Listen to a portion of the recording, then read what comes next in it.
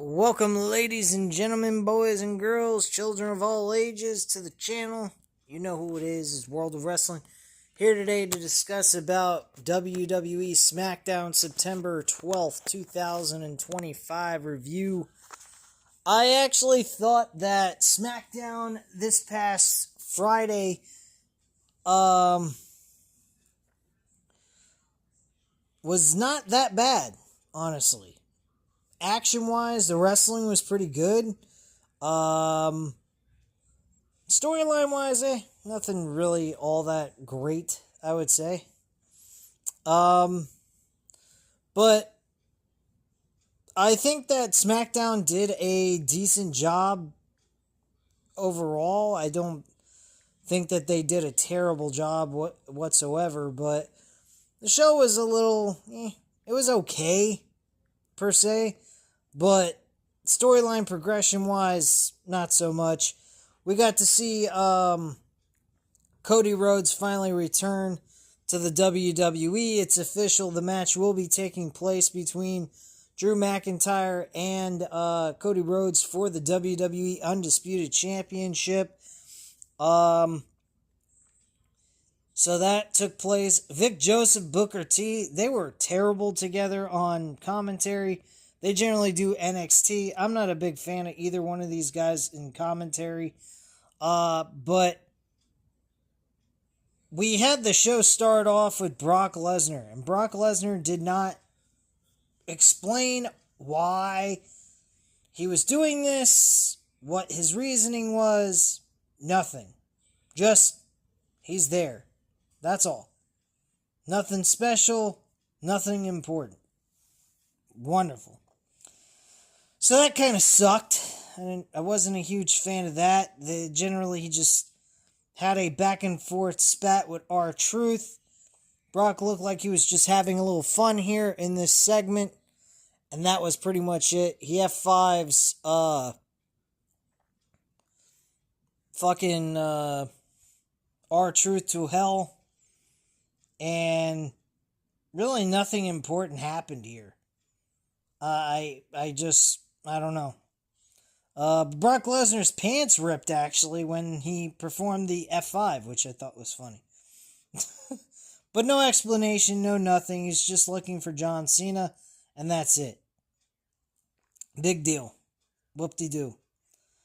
We then go backstage. Sami Zayn says he's happy that he's the first challenger. Wait. And Sami Zayn says he is happy that he is the first challenger. No, I think he meant that John Cena was his first challenger. The camera cuts and we see Zayn talking to Rey Fenix. They shake hands and Rey Fenix thanks him for the opportunity. So Rey Fenix got a U.S. Championship match against Sami Zayn.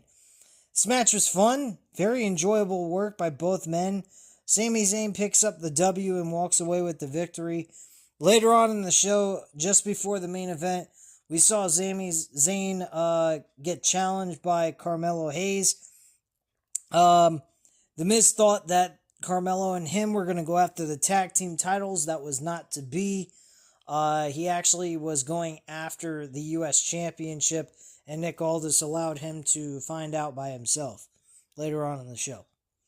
Next, we had Julia in the ring for her match against B-Fab. So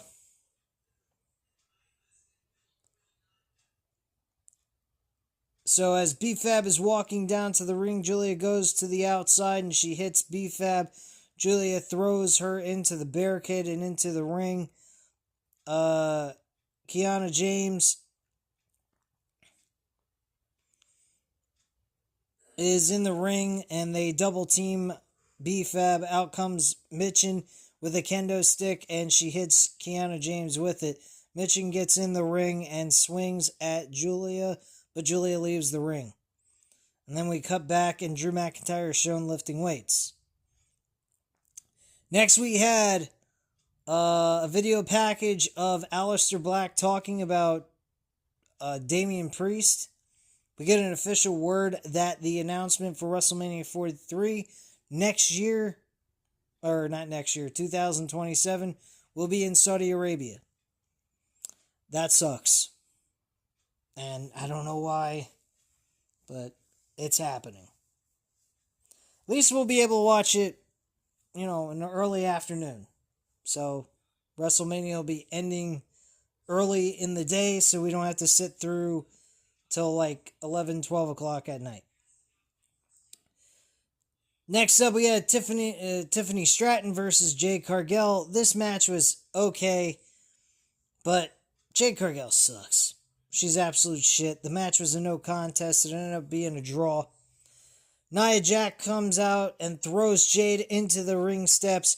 She lands a Samoan drop on the outside of the ring, and she grabs Tiffany and throws her into the ring. She lifts Tiffany up and slams her onto the mat. Nia with a Annihilator, and then we cut back as Chelsea Green is with the Secret Harvest. Out comes Nick Aldis from his office, and Chelsea asks him about their tag team title match. Aldis tells her that Charlotte is injured, and Chelsea tells him that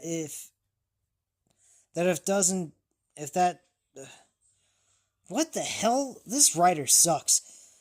Chelsea tells him that if doesn't get what she wants, the locker room will find out what she is all about. Aldis tells her that the tag team titles will be defended next week and they can face the winners of those tag team titles. Chelsea's happy with what Aldis had to say as he walks away, and he's stopped by the Miz, and Aldis walks away. Whatever.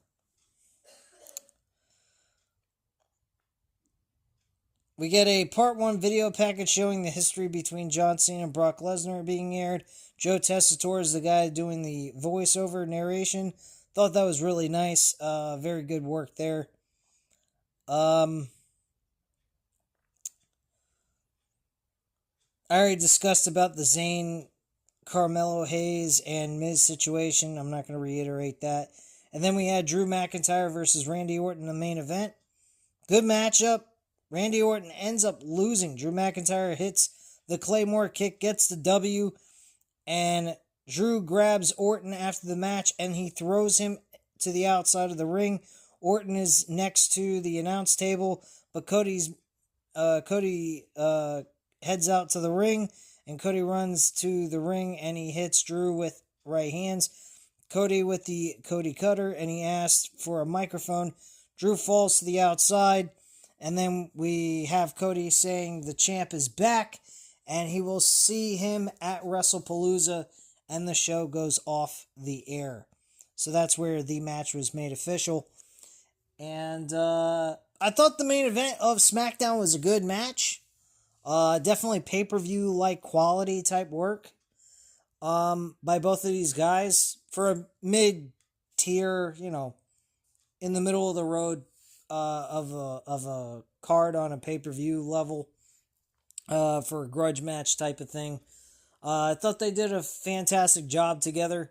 They always do. Through the COVID years, during the time that there was no audience, those two carried WWE on their back. I think they were the best rivalry going during that time, outside of Roman Reigns' storyline progression with the Bloodline. But yeah, those are the only two things I remember the COVID years of where they actually thrived and built good shows and stuff. So, but yeah, that was SmackDown in a nutshell. Very short to the point review. But yeah, I thought the show was pretty decent. I think the the in-ring action was actually the best part of the entire show. They had some really good wrestling, and the wrestling made a lot of sense, unlike AEW. AEW just throws matches together for random reasons that make absolutely no fucking sense whatsoever. But this card actually had some good action, but not enough story to really entice me. But I was pretty satisfied with the in-ring work overall, which carried most of the show, honestly. something AEW ought to learn how to do. Because if I'm going to watch a work rate show, I want to see matches that actually have a reason to be on the fucking show. Not just randomly thrown together just for the sake of doing it.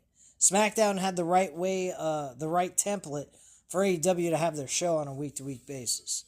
But anyway, guys, that is the entire show. In a nutshell, I thought it was a fair show.